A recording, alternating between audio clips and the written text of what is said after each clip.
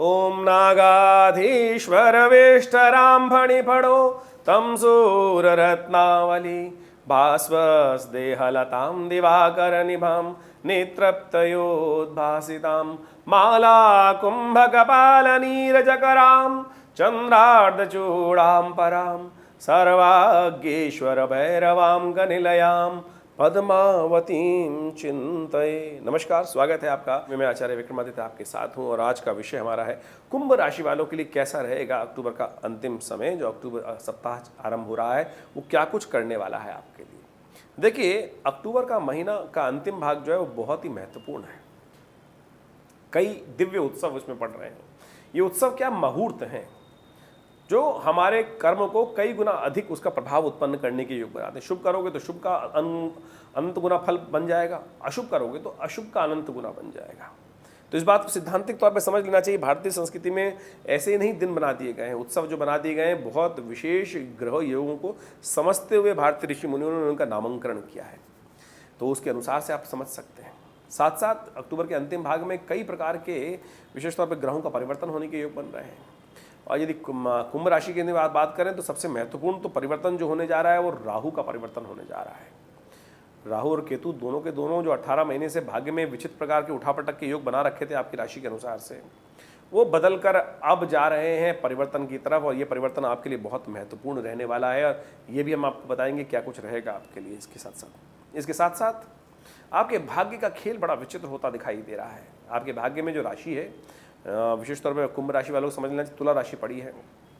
और तुला राशि में इस बार कार्तिक में चतुर्ग्रही योग बन के तैयार है।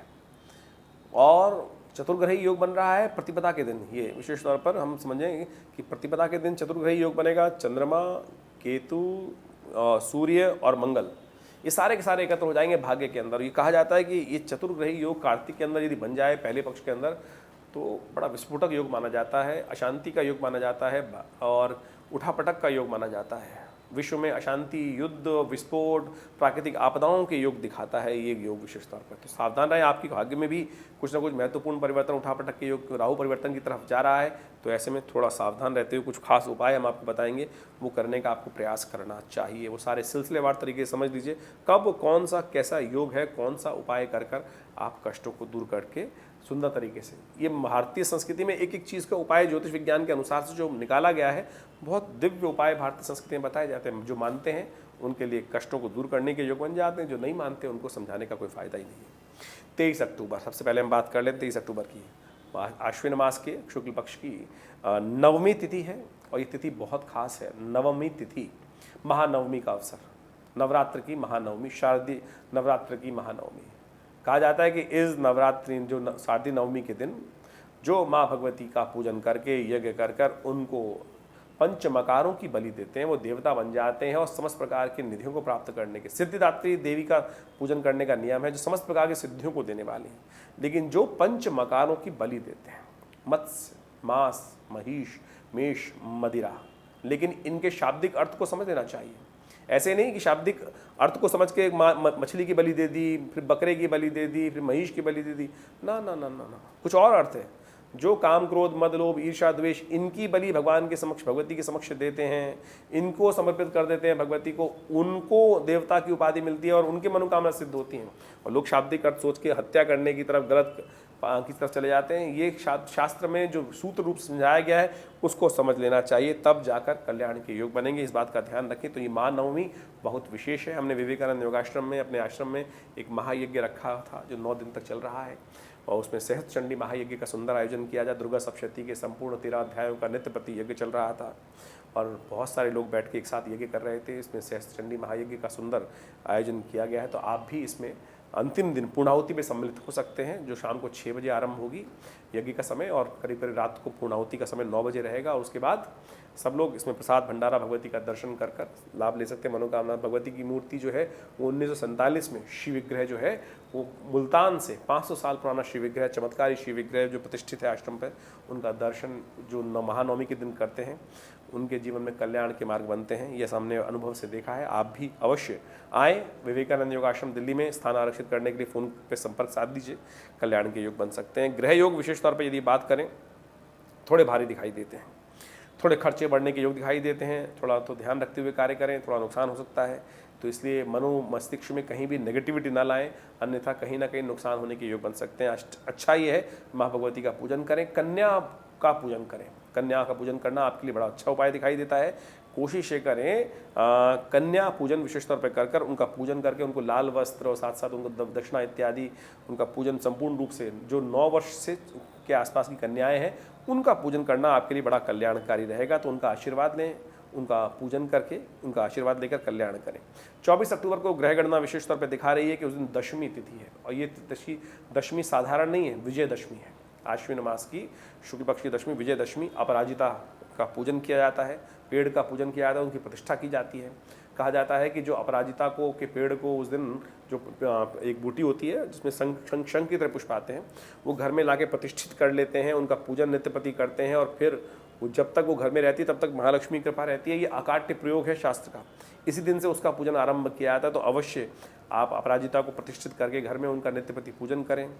शनि की पूजा भी की जाती है। देखिए, आपकी राशि के अनुसार से शनि आपके स्वामी हैं, और शनि इन दिनों वक्री चल रहे हैं, और ऐसे समझ लें कि आपकी राशि के अनुसार से शनि है तो फिर 7.5 भी चल रही है। ऐसे में एक शमी का पेड़ लेकर, जो शमी का पेड़ होता है, उसको किसी उद्यान में जाकर रोपित करें और नित्यप्रति उसकी पूजन करें।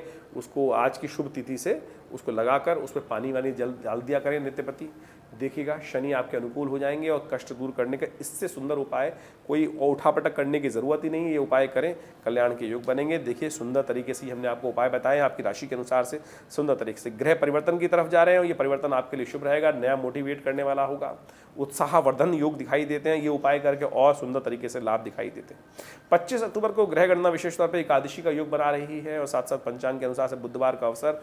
एकादशी बेहद खास है, पापंकुशा एकादशी, आश्विन मास की आने वाली एकादशी को कहा जाता है पापों से मुक्ति दिलाने वाली है, पापों पर अंकुश लगाने वाली, पापों पर कंट्रोल करने वाली एकादशी। तो ऐसे में क्या उपाय किया जाए? ग्रहों के दृष्टिकोण से सबसे पहले तो समय आपका अनुकूल चल रहा है, नए विचार मन में आएंगे, नए लोगों से संपर्क हो सकता है, पॉजिटिव रहेगा, समय अच्छा दिखाई देता है। और ऐसे में बस क्रोध का ध्यान रखें, अननेसेसरी क्रोध न करें, क्रोध न करने से सब लीप देंगे ऐसा दिखाई दे रहा है। पॉजिटिव दिशा पॉजिटिव है, उसी दिशा में पॉजिटिवली आगे बढ़ने का प्रयास करेंगे तो बहुत सुंदर रहेगा। पापंकुशा एकादशी के दिन सुंदर तरीके से भगवान विष्णु का पूजन करें, उनका चरणामृत ग्रहण करें, और भगवान विष्णु का शालिग्राम जी का पूजन करके उनको स्नान कराकर उनका चरणामृत ग्रहण करना, व्रत रखना, ये सुंदर उपाय है। रवि योग बना हुआ है जो सूर्योदय से लेकर रात्रि में करीब करीब 8:55 तक रहेगा, इसका लाभ आप ले सकते हैं। बात कर लेते हैं 26 अक्टूबर की। 26 अक्टूबर को द्वादशी तिथि है, और उस दिन ग्रहों का परिवर्तन का योग बड़ा सुंदर आपके लिए बन रहा है। बृहस्पतिवार है और प्रदोष का भी व्रत है। द्वादशी और त्रयोदशी का योग होने के कारण से शाम को त्रयोदशी जो आ गई है उसके लिए प्रदोष का सुंदर योग बन गया है। और कहा जाता है कि प्रदोष काल में भगवान शिव का जो स्मरण कर लेते हैं, उनका अभिषेक करते हैं, उनका पूजन करते हैं, भगवान शिव का आशीर्वाद साक्षात प्राप्त हो जाता है। ग्रह आपके लिए अनुकूलता की तरफ जा रहे हैं, सुंदर योग बना रहे हैं, लेकिन थोड़ा खर्चा बढ़ने के योग दिखाई देते हैं, तो ध्यान रखते हुए कार्य करें। माँ का पूजन करें, माँ का आशीर्वाद लें, खीर का भोग लगाएं, आपके कष्टों को दूर करके माँ भगवती का आशीर्वाद आपको मिलेगा। 27 अक्टूबर को त्रयोदशी और चतुर्दशी का योग है, लेकिन उस दिन चतुर्दशी क्षय हो गई है। सर्वार्थ सिद्ध योग विद्यमान है, लेकिन मुहूर्त के लिए दिन अच्छा नहीं है, नया कार्य आरंभ करना शुभ नहीं रहेगा, इस बात का ध्यान रखें। ग्रह योग विशेष तौर पर आपके लिए पॉजिटिव तरफ जा रहे हैं, और ये दिखा रहे हैं अच्छे योग, इसके द्वारा कुछ ना कुछ अच्छा समय, कुछ नया आरंभ का योग दिखाई देता है। ट्रेडिंग में कुछ इंप्रूवमेंट आने के योग दिखाई देते हैं, क्रिय विक्रिय बढ़ने के योग दिखाई देते हैं। ऐसे में आपको ध्यान रखना चाहिए, थोड़ा सा राहु परिवर्तन की तरफ जाने वाले हैं। राहु और बृहस्पति का जो योग बना हुआ है वो कहीं ना कहीं मन में अंतर्द्वंद उत्पन्न करने से, कुछ गलत लोग आपको परेशान करने के योग बना सकते हैं, तो गलत लोगों की बातों में ना आए, इस बात का ध्यान रखते हुए कार्य करना है। आपको अपने क्रोध पर विजय प्राप्त करने का योग बनाना है। उपाय के तौर पर सबसे श्रेष्ठ उपाय है शाकंभरी देवी का पूजन। माँ भगवती दुर्गा के मंदिर में जाकर शाक पात इत्यादि भगवती को अर्पित करें। मेरठ में तो बहुत सुंदर तरीके से उस दिन शाकंभरी देवी क्षेत्र में दर्शन करके उनका दर्शन करने का पुण्य बताया गया है। यह शुक्रवार का दिन है, कोशिश करें गौशाला में जाकर थोड़ा पालक इत्यादि गाय को खिला दें, इससे भी आपको लाभ होने के योग बनेंगे। 28 अक्टूबर को पूर्णिमा है, और ये पूर्णिमा बेहद खास है, शरद पूर्णिमा। ये तिथि बेहद खास है इसलिए क्योंकि शरद पूर्णिमा के साथ साथ इस बार ग्रहण भी पड़ गया है शरद पूर्णिमा। तो शरद पूर्णिमा का महत्व तो कोजागरी उस दिन रात्रि में होती है, सत्यव्रत भी उस दिन है, तो कई गुना महत्व अधिक पड़ गया, लेकिन सावधानी बहुत जरूरी है। कुंभ राशि वालों को खासतौर पर ध्यान रखना चाहिए कि कुंभ राशि के अनुसार से जो आपके लिए बेसिक ग्रहण अशुभ नहीं है, ये साफ साफ अच्छा दिखाई देता है। ग्रहण का प्रभाव आपके लिए पॉजिटिव रहता दिखाई दे रहा है। लेकिन ग्रहण तो है, तो ग्रहण में पॉजिटिव रहने का बहुत ज़रूरी है। ये ग्रहण का काल जो है कई विशेष तौर पे योग बना रहा है, लेकिन हल्की सी असावधानी कष्ट दे सकती है। कोजागरी की रात है, शरद पूर्णिमा की रात है, आमतौर पर शाम को 4 बजे सूतक लग जाएगा, उससे पहले सत्यव्रत कर लीजिएगा। तो लेकिन शरद पूर्णिमा के दिन जो है खीर रखने का विधान शास्त्र में बताया गया है, इस दिन खीर नहीं रखी जाएगी। खीर रखने का समय रहेगा, खीर बनाने का समय भी रहेगा। वैसे तो शाम को खीर बनाई जाती है, उसके बाद रात्रि में शाम को 8 बजे के बाद से रख दी जाती है, तो लेकिन सूतक है और साथ साथ ग्रहण काल रहेगा, तो ग्रहण काल के बाद पुनः स्नान करने के बाद खीर बनेगी जब ग्रहण समाप्त हो जाएगा। इसके लिए अलग से एक वीडियो बनाएंगे हम कि ग्रहण का प्रभाव कैसा रहेगा। तो रात्रि में करीब करीब 3 बजे के बाद दोबारा स्नान करके जब ग्रहण समाप्त हो जाए क्षेत्र के हिसाब से फिर स्नान करें और फिर खीर बनाएं और फिर रात्रि में भगवान का पूजन करने के उपरांत उसको चांद की रोशनी में रखें। जब चांद निर्मल हो जाए और उसके बाद रखा जाए तब जाकर उसको फिर भगवान का पूजन करके उस व्यवस्था को बनाएं, तब अच्छा रहेगा। ग्रह योग उस दिन विशेष तौर पर दिखा रहे हैं कि आपके अंदर पॉजिटिव रहेगा, धन आगमन के योग दिखाई देते हैं, धर्म कार्यों से लाभ मिलने के योग दिखाई देते हैं, नए लोगों से संपर्क होने के योग दिखाई देते हैं, ग्रह अच्छे रहेंगे, पॉजिटिव विचारों से उत्पन्न होने के योग दिखाई देते हैं। लेकिन कुछ समय बर्बाद भी होने के योग दिखाई देते हैं। फालतू के कामों में ना लगें, अपने कामों में थोड़ा स्वार्थी बनकर काम करके करवा लीजिए। सुंदर ग्रह योग है, लाभ होने के संकेत दिखाई देते हैं। उस दिन कोजागरी की रात है और साथ साथ ग्रहण भी है, तो हमने विवेकानंद योगाश्रम में विशेष यज्ञ रखा है। कहा जाता है कि कोजागरी की रात को जो बेलोपत्र के पेड़ के नीचे बैठकर यज्ञ करते हैं महालक्ष्मी का, महालक्ष्मी प्रसन्न होती हैं और उनको आशीर्वाद देती हैं। हमारे आश्रम में यज्ञशाला जो है वो बिल्कुल बेलोपत्र के नीचे बनी हुई है और उसमें पारिजात का विशेष तौर पर बहुत सुंदर वृक्ष भी है, उनसे आच्छादित है, रुद्राक्ष के पेड़ से आच्छादित है, अमलतास के पेड़ों से आच्छादित है, बिल्व के पत्रों पेड़ से आच्छादित है। और ऐसे शुभ काल में कहा जाता है कि जो महालक्ष्मी के यज्ञ की जो मंत्र है वो जो विशेष तौर पे श्री सूक्त के द्वारा यज्ञ किया जाएगा और साथ साथ ग्रहण भी आ गया है उस दिन, तो जो पूजन किया जाएगा उसका 100 गुना क्या 1000 गुना अधिक लाभ प्राप्त होने के योग बनेंगे। तो आप भी उसमें स्थान आरक्षित कर सकते हैं। रात्रि भर वो यज्ञ चलेगा और सुंदर तरीके से भगवती महालक्ष्मी को प्रसन्न करने के लिए शास्त्र विधि के अनुसार से पूजन इत्यादि करने का सुंदर नियम रहेगा। श्री सूक्त, विशेष तौर पर दिव्य अथर्वशीर्ष का पाठ, दिव्य अथर्वशीर्ष का पाठ वो है कि जिसमें महालक्ष्मी जब उत्पन्न हुई तब उन्होंने जो चमत्कार उपस्थित किया, स्वयं अपने मुख से जो दिव्य अथर्वशीर्ष के पाठ कहे हैं, सा ब्रवीति अहम ब्रह्मस्वरूपिणी मत्तः प्रतिपुषात्मकम जगत शून्यम च अशून्यम च हम आनंदानंदो हम विज्ञान विज्ञान अहम ब्रह्मांड वेदितव्य पंचभूतानि हम पंचभूतानि हम अखिलम जगत। इस प्रकार से जो स्तोत्र चलता है इसका यज्ञ करने का शास्त्र में उस दिन नियम बताया गया। जो इसके करते हैं यज्ञ, इस ग्रहण काल में भी इस सुंदर तरीके से इसका यज्ञ करके आप लाभ लीजिए। बहुत सुंदर योग है, ऐसा सोने का योग नहीं है। जो जागत है सो पावत है, को जागरी, जो जागते हैं उनके जीवन में भाग्य समझ जाता है। तो इसको समझते हुए कार्य करने का आपको प्रयास करना चाहिए। 29 अक्टूबर की एक बात करें तो उस दिन कार्तिक का महीना आरंभ हो रहा है, कार्तिक का कृष्ण पक्ष आरंभ होगा, प्रतिपदा की तिथि है, रविवार का अवसर। लेकिन उस दिन चतुर्ग्रही योग बन गया है आपकी राशि के अनुसार से आपके भाग्य में, ध्यान रखिएगा। तो ये योग अच्छा नहीं है, अशुभ नहीं है, शुभ नहीं है, अशुभ है, तो इसमें ध्यान रखिए। मनोमस्तिष्क में भाग्य में कोई भाग्य नेगेटिव चाल चल सकता है, इसको ठीक करने के लिए सुंदर उपाय हम आपको बता रहे हैं। ग्रह योग के अनुसार से आपकी राशि के अनुसार से क्या उपाय किया जाए वो भी समझ लीजिए। सूर्योदय से पहले उठें, गंगा जल से स्नान करें, भगवान विष्णु का पूजन करें, ये सबसे श्रेष्ठ उपाय है आपकी राशि के अनुसार से। सूर्य को जल दें, ये इसको उपाय करके आप कष्टों को दूर कर सकते हैं। 30 अक्टूबर की ग्रह गणना विशेष तौर पर बहुत शुभ है आपकी राशि के अनुसार से। कार्यक्रम के आरंभ में हमने आपको बताया कि राहु परिवर्तन की तरफ जाएंगे और ये परिवर्तन 18 महीने बाद बिल्कुल ऐसा होगा कि जैसे सिर से भार उतरने जा रहा है। इस पर एक अलग से वीडियो हम बनाने जा रहे हैं आपकी राशि के अनुसार से, समझ लीजिएगा। ग्रह गणना थोड़ी सी आपके लिए भारी दिखाई देती है। चंद्रमा का परिवर्तन थोड़ा सा कहीं ना कहीं कष्ट दे सकता है, खर्चे बढ़ाने वाला रहेगा, स्वास्थ्य का ध्यान रखने की ज़रूरत है। कोशिश ये करें आप भगवान शिव का अभिषेक करें, चावल का दान करें, शुभ होगा।